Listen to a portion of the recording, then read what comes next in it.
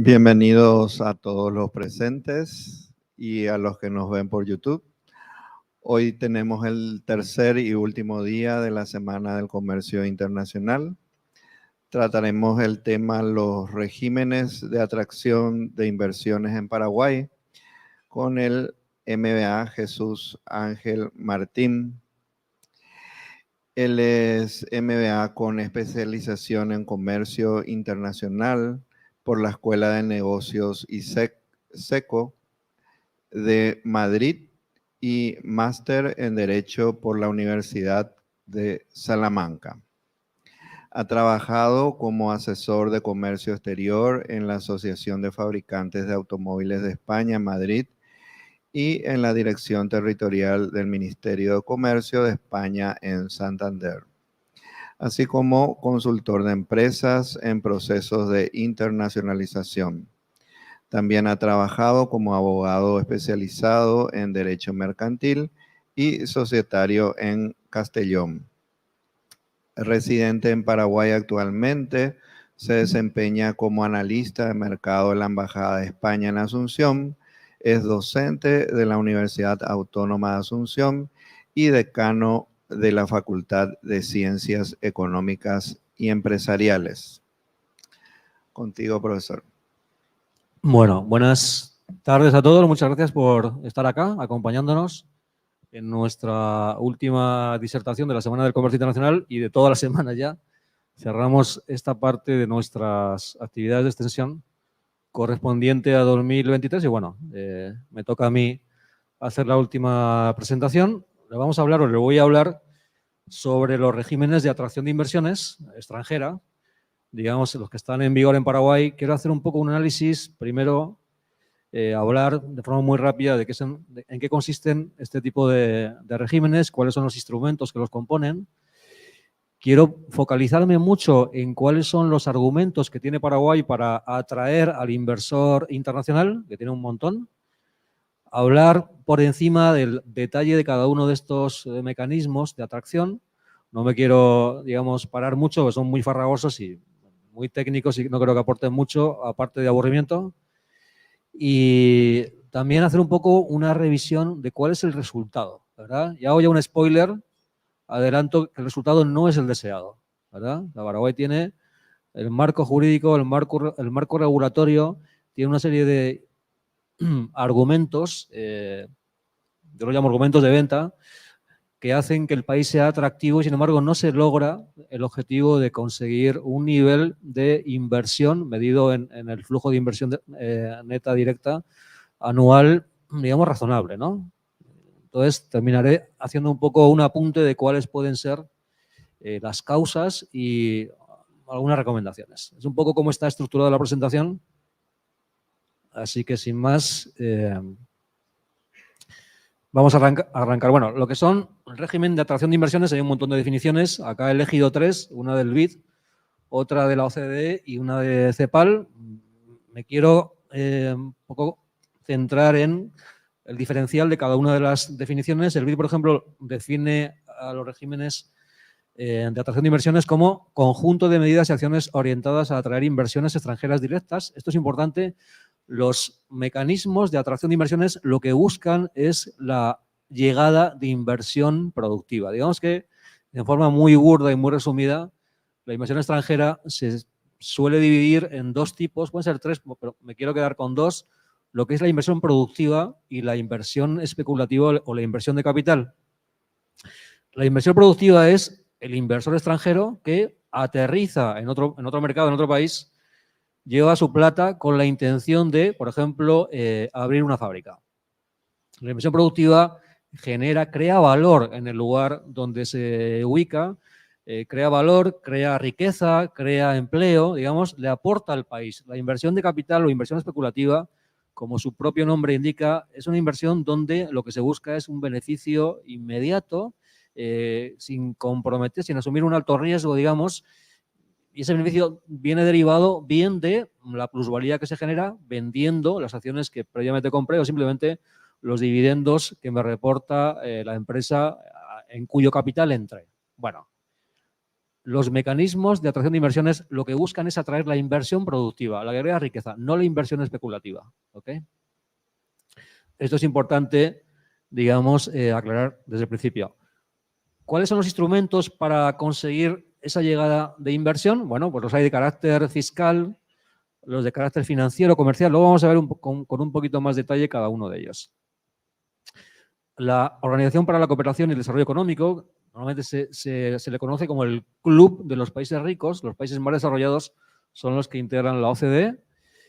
También hace su definición y pone el foco, fijaos, dice que los objetivos de un régimen de atracción de inversiones pueden ser diversos, como promover el crecimiento económico, generar empleo, mejorar la competitividad o atraer tecnología y conocimiento. Es decir, derivado de la llegada de ese dinero del exterior, se busca conseguir todos estos objetivos que están establecidos ahí en la definición de la OCDE. Bueno, no me quiero detener más con la parte conceptual. ¿Cuáles son los mecanismos que integran los sistemas de atracción de inversiones? Pueden ser incentivos fiscales, que es un poco el estándar, el clásico, es decir, yo trato de que llegue capital extranjero a invertir en Paraguay ofreciéndole digamos, un régimen fiscal privilegiado. Va a pagar menos impuesto a la renta, va a tener un IVA reducido o directamente no tiene ningún tipo de impuestos. Esos son los mecanismos tradicionales de atracción de inversiones, lo que son los créditos, las desgravaciones o directamente las exoneraciones fiscales. Pero hay otros, los he puesto ahí, por ejemplo, incentivos financieros, dar créditos al inversor, darle financiación blanda, es decir, mejor de la que ofrece un banco comercial normal. Incentivos comerciales, por ejemplo, reducir el arancel aplicable a los productos que tiene que importar, bienes de capital o insumos para fabricar lo que sea, ¿verdad? Y acá, fijaos, os pongo dos que son, digamos, controvertidos. Incentivos laborales e incentivos ambientales. Incentivos laborales quiere decir ofrecer al inversor extranjero una legislación laxa, flexible, de tal manera que los costos laborales sean menores para el inversor, pero ¿a costa de qué? A costa de, digamos, no tratar razonablemente a la mano de obra local. Y esto genera una controversia en términos de coste-beneficio. Incentivo ambiental. Yo trato de que vengas a radicarte en el país y te ofrezco una interpretación flexible de la normativa medioambiental. Es decir, te permito que seas un poquito contaminante para que vengas, lo cual pues también genera, digamos, pues toda una controversia. Bueno, ¿cuáles sean los instrumentos de todos los que hay acá que se elijan? Tienen que ser coherentes con el propósito, con el objetivo que persiga cada país a la hora de atraer la inversión. Bueno, esto es lo que yo llamo los argumentos de venta, es decir, ¿qué es lo que Paraguay ofrece al mundo, a los inversores internacionales, para convencerles de que este es un lugar interesante para invertir? He seleccionado algunos, digamos, los más relevantes o los que más se repiten. Acá hay una especie de resumen de todos los que voy a ir desarrollando. Por ejemplo, pues es un país con una economía hiperestabilizada y que lleva atravesando un ciclo económico expansivo de crecimiento sostenido desde hace pues más de 19 años exactamente, desde el año 2004 hasta ahora. El próximo año se cumplirán las 2 décadas. Vamos a ver que tiene la presión fiscal más baja de la región, lo cual también, insisto, tiene su parte positiva y su parte no tanto. Tiene los más bajos costos energéticos.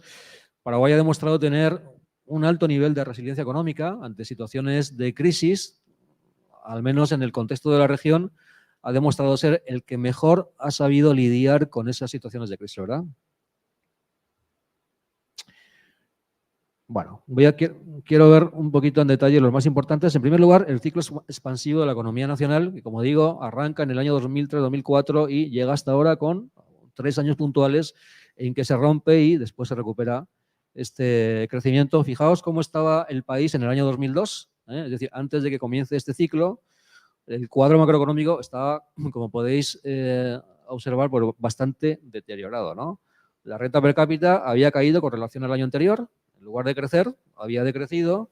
La inflación, hoy estamos en el 4%, está en el 14,6%, es decir, muy parecido a lo que sufría el resto de la región, sobre todo Argentina. Niveles de desempleo altísimos, de casi el 11%, un desequilibrio fiscal también notable del 1,3% del PIB. La moneda, que hoy día pues, es un orgullo nacional, no lo era en ese momento, estaba,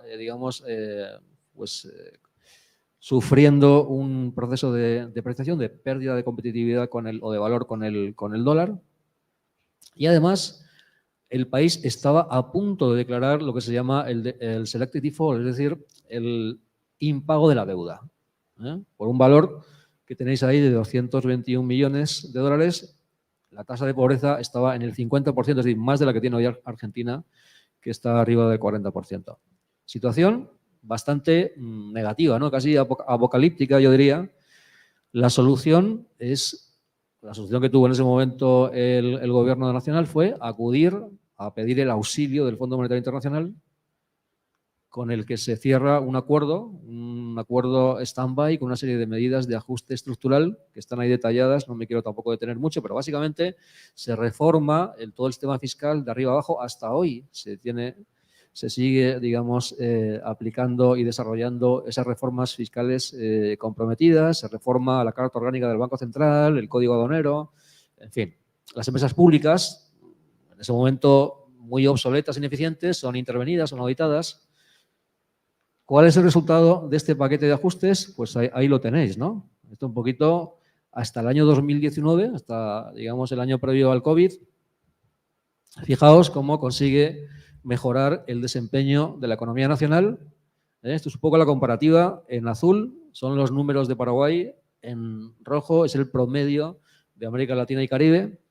En términos de PIB, el promedio de crecimiento desde el año 2010 hasta el año 2019 de Paraguay ha sido casi un 4%, un 3,6%, cuando el promedio de la región fue menor al 2%. En términos de inflación, el promedio de inflación de Paraguay ha sido del 4%, un pelín más, también por debajo del promedio de la región, y lo mismo cuando hablamos de déficit fiscal o del saldo de la balanza por cuenta corriente, que es un dato fundamental porque lo que nos dice es si el país necesita financiarse del exterior o es al revés. Cuando el saldo es superavitario, el país financia al resto del mundo, ¿no? Bueno, pues Paraguay financia al resto del mundo. El promedio es un saldo positivo del 0,4%. Bueno, en el año o en el periodo 2019-2022 resulta que nos encontramos con lo que yo he bautizado una cadena de shocks externos y otros shocks internos, ¿no?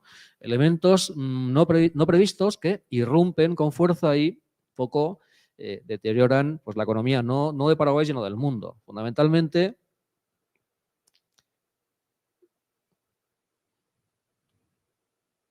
a ver, un segundo.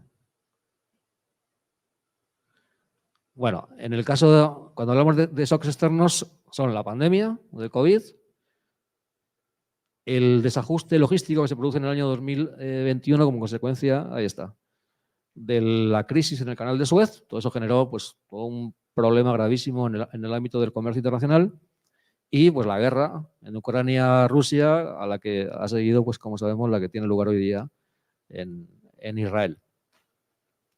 A esto agreguemos dos shocks internos que afectaron específicamente a la economía nacional, que son la sequía, ¿no? Paraguay tiene un modelo productivo exitoso que le ha permitido crecer todo lo que está en estos cuadros, pero muy vulnerable porque está expuesto, lo dije ayer cuando hizo el martes, en la presentación de Julen, está expuesto a elementos exógenos que el país no puede controlar. Fundamentalmente dos, la meteorología y la evolución del precio internacional de la soja.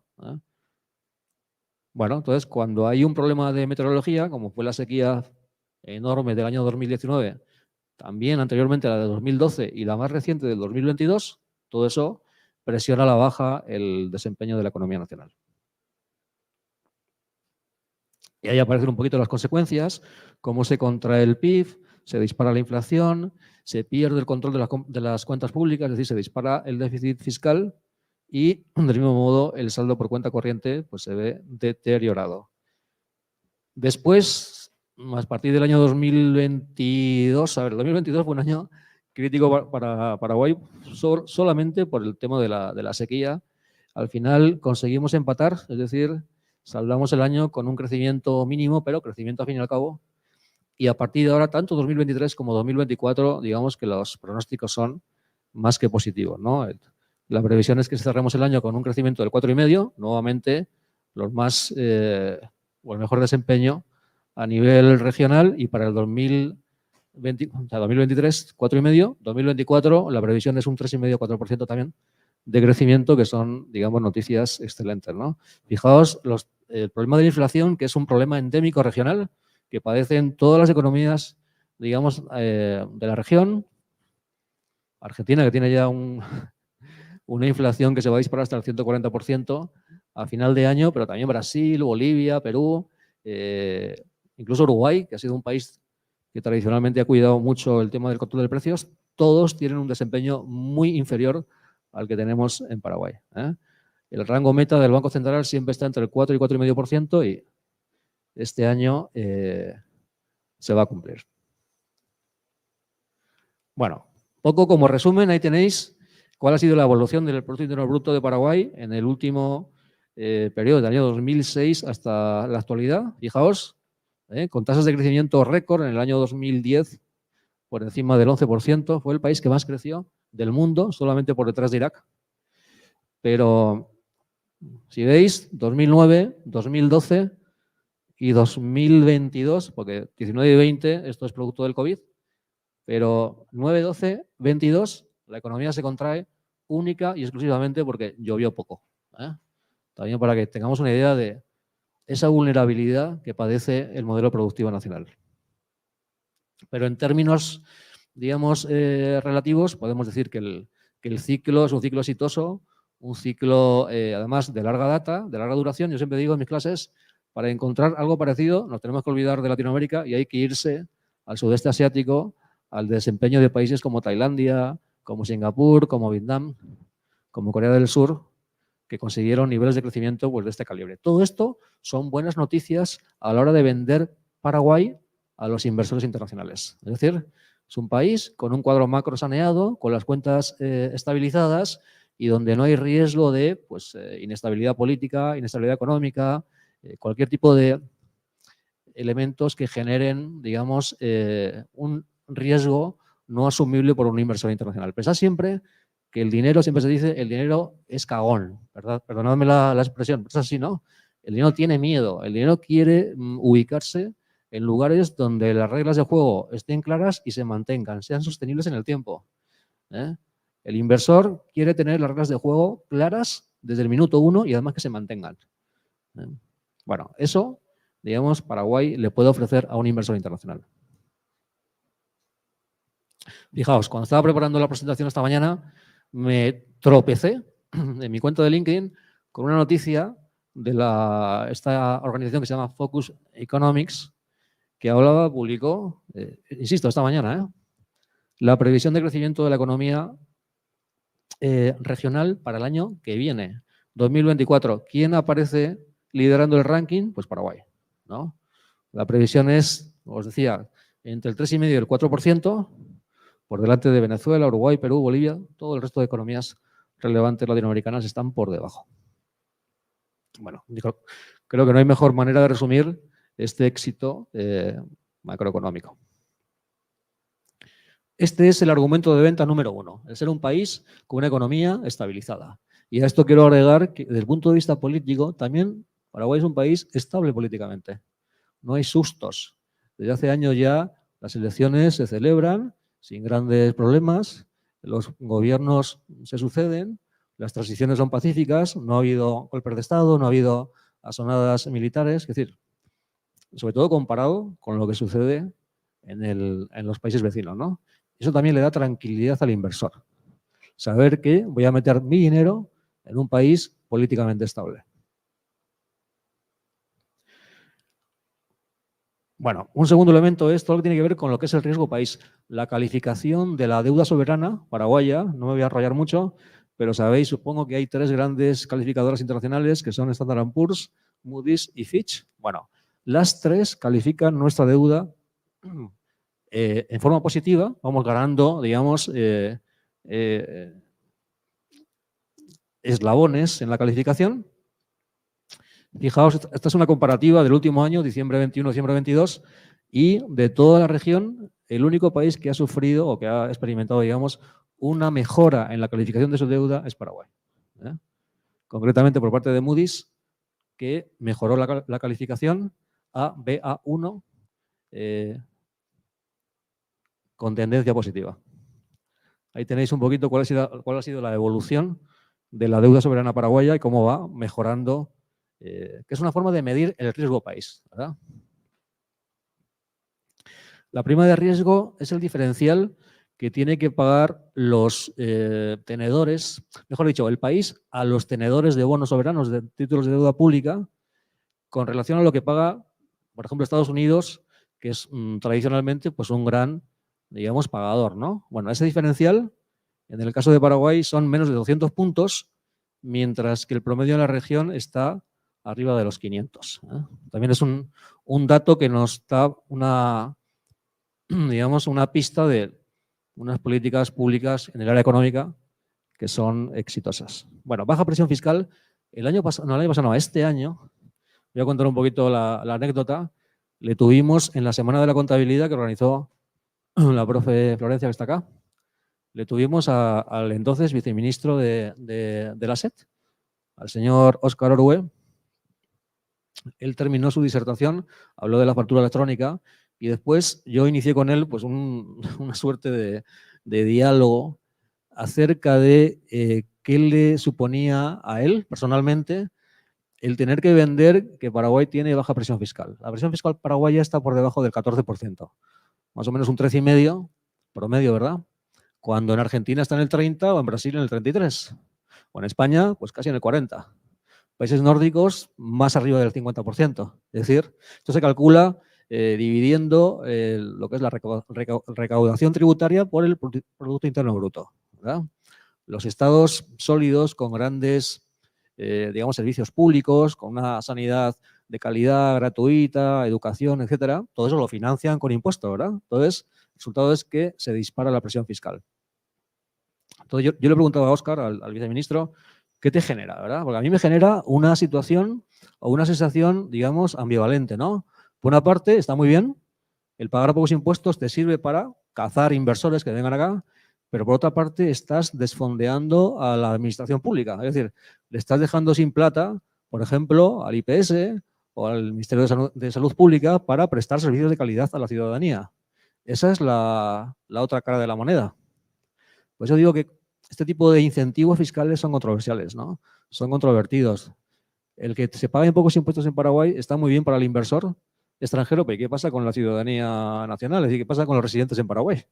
El país tiene menos recursos para ofrecer servicios públicos de calidad. Anoto o dejo picando, digamos, esa controversia, ¿no? Pero bueno, el hecho es que Paraguay tiene una bajísima presión fiscal. Ahí tenéis una comparativa. Y además es un sistema bastante simple, bastante sencillo. Se ha simplificado con las últimas reformas tributarias, la del 2004, la del 2019. Fijaos, tan sencillo como ¿cuál es el tipo impositivo que se paga en Paraguay? Pues a la renta empresarial el 10%, a la personal el 10% y el IVA el 10%. Fácil, ¿no? Esto es bueno y malo, nuevamente. Es bueno porque el sistema es sencillo, el inversor va a pagar poco y además, digamos, tiene un marco al que atenerse. ¿Pero qué le falta a esto? Le falta progresividad. Un sistema con muy poca progresividad. Los sistemas fiscales progresivos se caracterizan porque quienes más rentas perciben pagan más, hacen mayor esfuerzo fiscal. Y el que gana menos, digamos, paga menos o no paga nada directamente. De esta manera se introduce lo que se llama la solidaridad, digamos, fiscal, ¿no? Es decir, contribuyen al bienestar de las personas con menos recursos quienes tienen más recursos. Bueno, la progresividad fiscal no existe o es muy reducida en Paraguay. Y además a esto agregad otra cosa, y es que cuando se hace el desglose de cuáles son las fuentes de financiación, resulta que los impuestos indirectos, por ejemplo el IVA, es el impuesto que genera la mayor recaudación para el país. Y los impuestos indirectos son per se injustos, porque paga lo mismo el que tiene un salario mínimo que el que gana pues una fortuna paga exactamente lo mismo, es decir, penaliza a las rentas más bajas. Entonces, un sistema fiscal muy basado en impuestos indirectos, es un sistema con un alto nivel de inequidad, ¿verdad? ¿Entendéis un poco lo que quiero decir? Es decir, está muy bien a la hora de vender el país al exterior, pero al interior pues genera situaciones que son claramente mejorables. Bueno, otra vez una comparativa de cuál es la... Fijaos, este es el cuadro, esta es la tablita pues más reveladora. Presión fiscal promedio en Paraguay, 14%. Fijaos, el resto de las economías de la región, pues en algunos casos más del doble. Bueno, el tema de control de la inflación es un mérito que se puede poner tranquilamente el Banco Central, lo está haciendo muy bien. Históricamente es una realidad insólita. Latinoamérica tiene un problema también histórico y es los altos niveles de inflación, ¿no? Bueno, Paraguay viene lidiando en forma exitosa con este tema desde hace ya pues, unos cuantos años.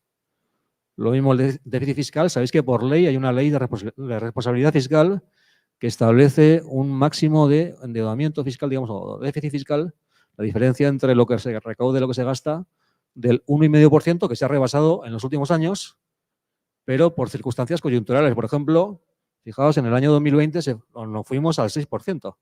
¿Pero qué pasó en el 2020? Pues efectivamente, había COVID y esto generó pues, la necesidad de habilitar recursos extraordinarios pues, para comprar vacunas, para reforzar la sanidad pública, etcétera, ¿no?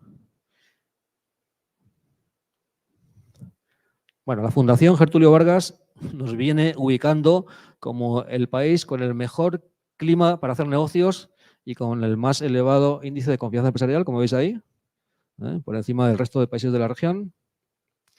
Paraguay además ha conseguido una posición de liderazgo en sectores estratégicos como somos el primer país del mundo en producción de energía renovable per cápita.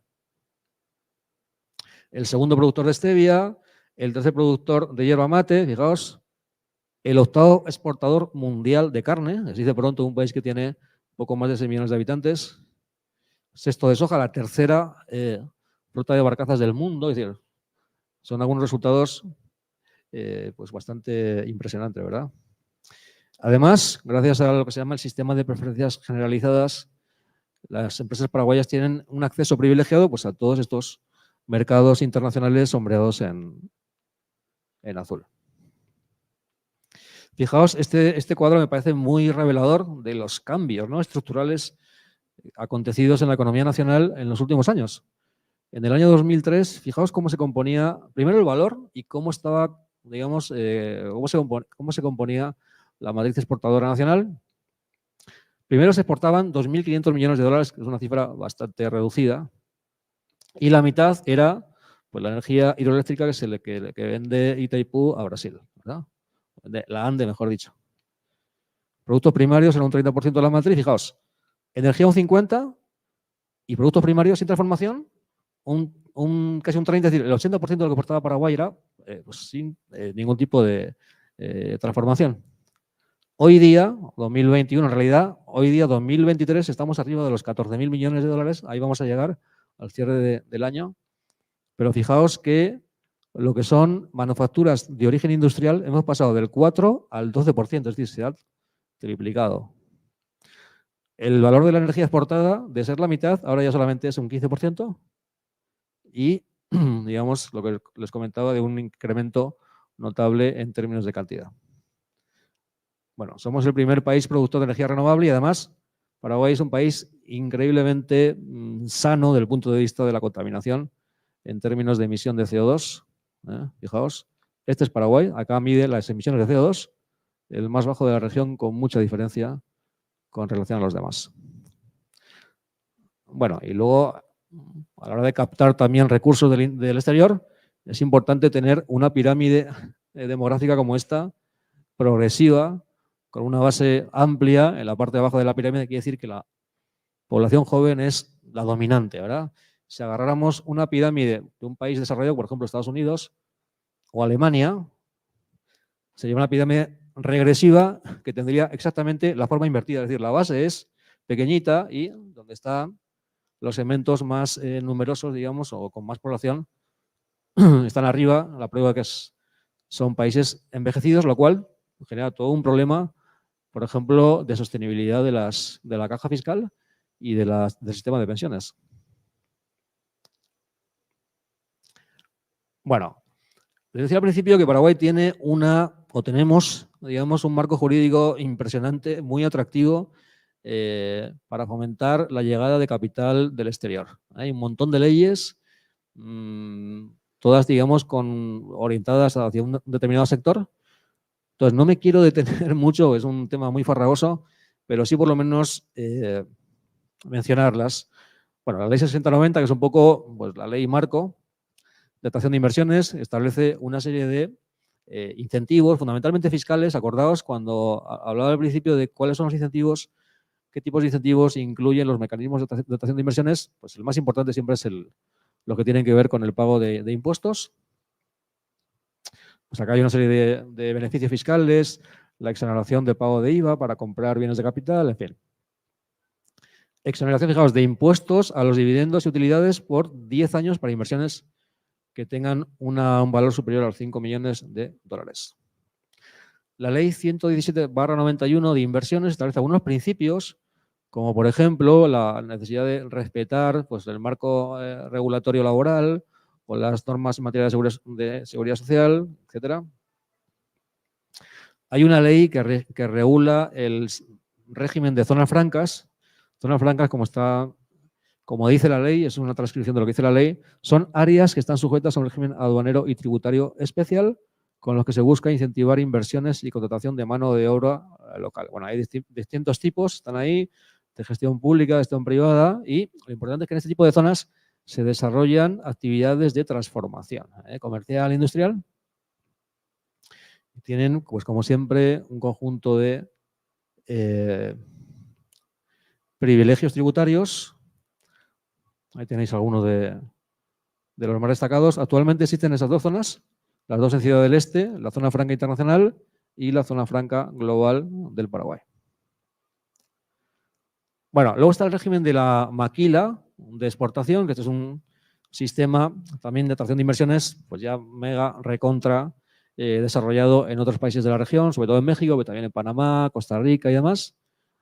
Bajo la fórmula de un régimen de admisión temporaria de los insumos para la producción, básicamente se genera o se crea una ficción jurídica, y es que yo importo insumos, materia prima, en un sitio que es tierra de nadie. O sea, no es Paraguay, técnicamente hablando, por más que efectivamente sí lo sea, transformo ese producto y lo reexporto, ¿no? Lo reenvío al exterior, y en todo este proceso no pago impuestos, o pago muy pocos impuestos. No pago aranceles de importación, pago solamente un 1% de impuesto a la renta empresarial. Es decir, régimen fiscal hiper recontra privilegiado que está funcionando sobre todo en la zona de Alto Paraná, también hay en la zona de Gran Asunción, y muy concentrado en el sector, vamos a ver ahora, de fabricación de piezas para automóviles, ¿no? Sector autopartista. Bueno, ahí tenéis un poquito cuáles son los privilegios tributarios, un tributo único del 1%, no se pagan aranceles, no se paga IVA, en fin. A ver, la maquila ha conseguido unos resultados positivos, pero de forma muy lenta. De alguna manera, a veces de forma exasperantemente lenta, ¿verdad?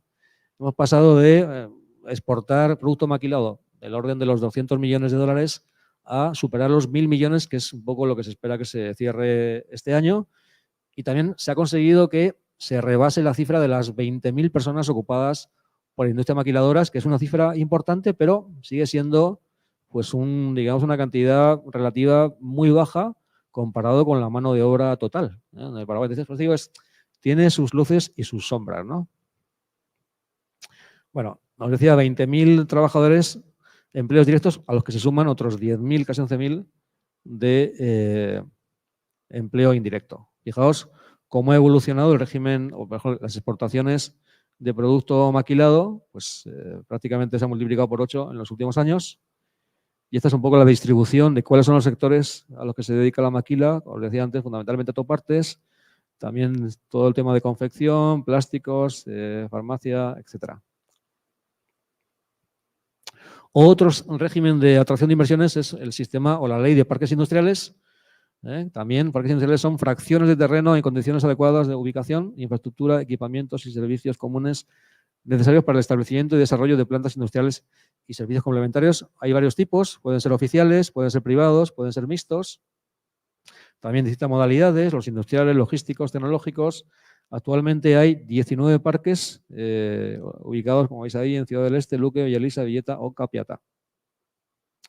Otra ley que compone el régimen de atracción de inversiones es esta, que es la de garantías para inversión y fomento a la generación de empleo. Básicamente, esta ley lo que le ofrece al inversor es la garantía de congelar, digamos, las condiciones fiscales. Es decir, yo le convenzo a un inversor a que venga a Paraguay prometiéndole que el régimen fiscal que tiene hoy día se lo voy a respetar durante 10, 20, 30 años, en función del monto de la inversión. Eso tiene que ver con lo que os dije al principio. El dinero es cagón. Es decir, yo como inversor voy a huir de invertir en un lugar donde no tengo claro que las reglas de juego se van a respetar. Donde tengo miedo a que cambien sin previo aviso. Bueno, para evitar ese miedo se aprobó esta ley donde se le garantizaba al empresario, al inversor, el mantenimiento de las reglas del juego fiscal, ¿verdad? Bueno, otra que establece la política automotriz nacional, un poco para fomentar la instalación de ensambladoras, de fabricantes de motocicletas famosas, de autopartes, etcétera, una serie también de exoneraciones fiscales. Este es un sector que se vio tremendamente afectado por la pandemia. Es decir, antes de la pandemia, 2019, había, si no recuerdo mal, 10 fábricas acogidas al régimen de la política automotriz nacional, sobre todo ensamblando motocicletas, que todos conocéis, las Star, todas estas, bueno, han sobrevivido después del COVID solamente estas dos, que son Chacomer y Alex S.A. Bueno, la famosa ley APP para fomentar los proyectos de colaboración público-privada. Bajo esta ley, por ejemplo, el desdoblamiento de la ruta 2 y 9 se ha financiado o se ha ejecutado con un proyecto APP, ejecutado, por cierto, por una empresa española, SACIR. Estos son los proyectos en cartera, a SACIR le falta, digamos, el resto de la palabra, y el valor aproximado de casi 1.000 millones de dólares previstos, pues ahí tenéis en el sector de la hidrovía, la ruta 2, la ruta 6, la ruta 1 y la ampliación del aeropuerto Silvio Pettirossi. Bueno, hay otros regímenes, están ahí citados, no me quiero parar más. Entonces, algunas reflexiones acerca de este tipo de regímenes. Fijaos, esta es una tapa del diario 5 Días del 31 de octubre. Así, portada decía fuerte crecimiento en la inversión extranjera, que esto también, digamos, sería una foto para analizar en una carrera de comunicación como puede ser periodismo, porque lees el titular, ¿qué os parece? ¿Una noticia positiva o negativa? Aparentemente positiva, ¿no? Fuerte crecimiento. Y sin embargo, o vais a leer el detalle que está acá, resulta que la noticia cuando se desagrega es claramente negativa. O sea, lo que está diciendo ahí es que la inversión extranjera directa de Paraguay en el año 2022 rebasó la cantidad de 720 millones de dólares, pero la inmensa mayoría, que son más de 500, eran préstamos entre las matrices en el exterior y la filial. Es decir, no había una inversión productiva real, sino simplemente pues, operaciones de préstamo, ¿verdad? Por eso digo que el titular es claramente positivo y, sin embargo, el texto de la noticia, además citando a este señor que es Miguel Mora, que es el economista jefe del Banco Central, resulta que en realidad la explicación no solamente no es positiva, sino es más bien negativa, ¿no? Bueno, yo digo que para evaluar cuál es el resultado de todos estos argumentos de venta que os he explicado, de todos estos regímenes espectaculares de atracción de inversión, hay que irse a esto, ¿verdad? Esto es realmente lo que nos mide cómo deficiente o ineficiente es este régimen de atracción de inversiones o las políticas de venta, de atracción de inversión, digamos, utilizando la marca país. Pues mi conclusión es que el resultado es pobre, entre pobre y muy pobre, ¿no? Entre pobre y paupérrimo. Fijaos, esto, que es un dato oficial del Banco Central de Paraguay, nos da un poco el panorama de cómo ha evolucionado la inversión extranjera directa, es decir, esa inversión que tratamos de atraer en los últimos años, desde 2008 hasta el 2022.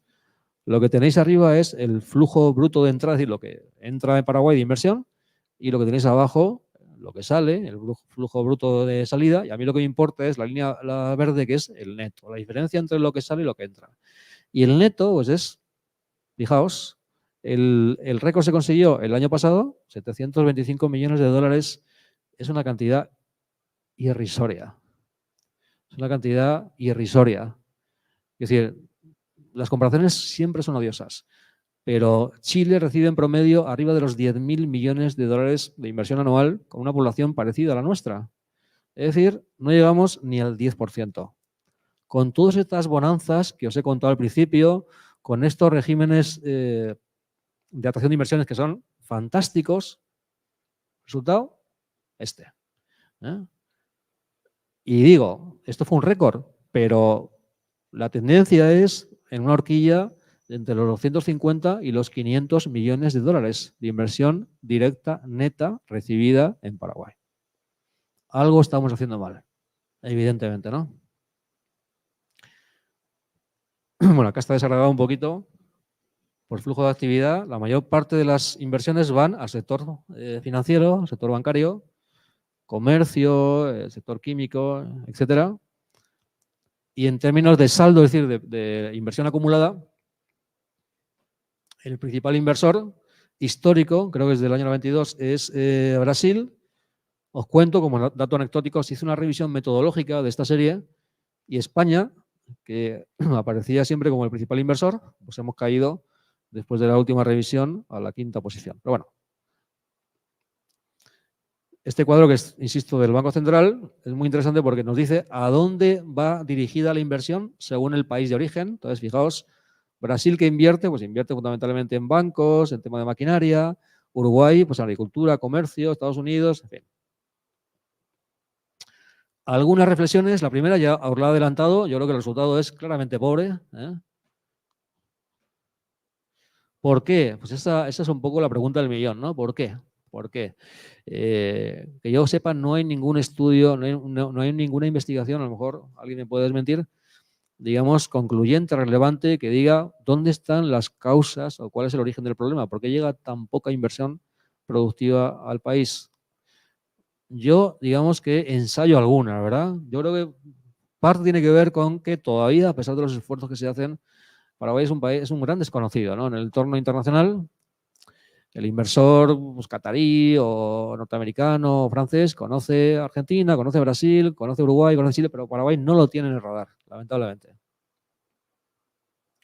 Luego hay que aplicar, digamos, una reflexión sincera. Es decir, la marca país tiene un alto nivel de contaminación por temas que tienen que ver con la inseguridad jurídica. Eso pasa factura. Tiene que ver o es relevante cuando el inversor tiene que tomar la decisión de dónde poner su plata.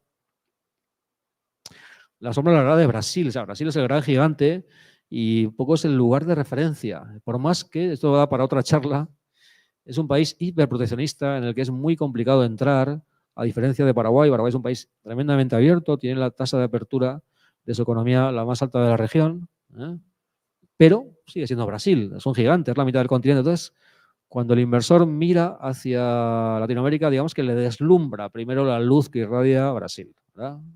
Por el tamaño del mercado, por 1000 cosas. Y a la inversa, con la última revisión que se hizo, con los resultados preliminares del Censo Nacional, sabéis que pues, habitamos el país 6.100.000 habitantes, casi 1 millón menos de lo que se pensaba, y bueno, eso hace que el mercado, cuanto más chico, menos eficiente, ¿no? Y además hay otro elemento que nos juega en contra, y es que en los países de la región se están ofreciendo altos niveles de rentabilidad. Los títulos de deuda pública que emite Argentina, que emite Brasil, son muy rentables justamente para que el inversor los compre. Entonces, eso genera un efecto de desvío de inversión. Es decir, a lo mejor un inversor holandés que tiene 5 millones de dólares, que pensaba invertir en una inversión productiva en Paraguay, pues finalmente opta por comprar deuda pública boliviana, peruana o argentina, porque, digamos, el rédito es mucho mayor, ¿no? En lugar de hacer una inversión productiva, pues hago una inversión de capital especulativa y eso penaliza, creo, la llegada de capital al país. Bueno, algunas de las posibles causas de este bajo nivel de recepción de inversión. Luego también quiero hacer, y terminamos con esto, algunos análisis. Es decir, a ver, lanzar un esquema, un mecanismo de atracción de inversiones basado en incentivos fiscales, en hacerle pagar menos impuestos al inversor, esto no se puede hacer en forma improvisada, ni se puede lanzar por lanzar a ver qué pesco en el mercado internacional, que muchas veces sucede, ¿eh? A veces se hace así, ¿verdad? Sino que yo creo que hay que tener en cuenta el hacer un análisis costo-beneficio o coste de oportunidad. Es decir, yo conseguí que llegue Nike y que invierta en una fábrica en Luque, ¿verdad? ¿Cómo? Por ejemplo, exonerándole de sus obligaciones fiscales. No paga ni un mango de impuestos. Debo calcular cuánto es lo que estoy perdiendo como recaudador. Es decir, a lo mejor lo que debió pagarme, como si yo soy la administración tributaria, a lo mejor es $1.000.000 que yo le regalo para que se instale. Bueno, debo hacer ese análisis costo-beneficio. ¿Cuánto me ha reportado a la economía nacional la instalación de esa planta de Nike en Luque? ¿Hay un valor superior a lo que estoy dejando de percibir? Eso hay que analizar. Y creo que no se hace, ¿verdad? A ver, siempre es lo que decía al principio la definición de lo que es el incentivo fiscal. Lo que se persigue es crear riqueza, conseguir mano de obra, o sea, conseguir más empleo, que haya una transferencia de tecnología. Todo eso es muy lindo, está muy bien, pero hay que medirlo, ¿verdad? Para ver realmente cuál es el resultado real de ofrecerle a esa empresa internacional instalarse a cambio de perdonarle parte de la carga fiscal.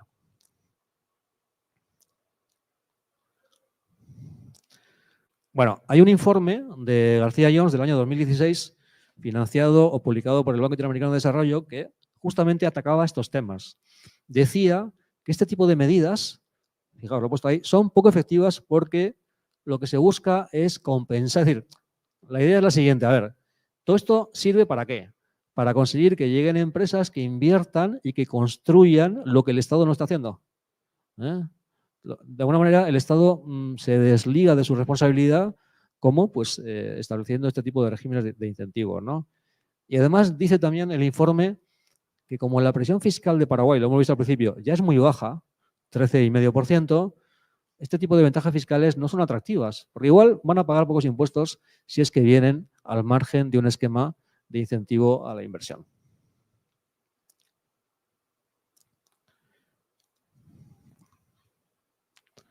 Bueno, básicamente también todo este tipo de esquemas tiene que hacerse de forma planificada, decidiendo cuál es el sistema que encaja mejor con el sector productivo al que quiero promocionar. Y tratar de hacerlo con un propósito dentro de una planificación estratégica nacional, no tirarlo de forma aislada, sino en forma, digamos, integrada dentro de un plan estratégico del país. Bueno, esto es básicamente lo que quería contarles, no quiero alargarme más. Y ahora, si tenéis preguntas, adelante. Aquí en YouTube no hay consultas. No sé si aquí... ¿Acá en el aula, en la sala?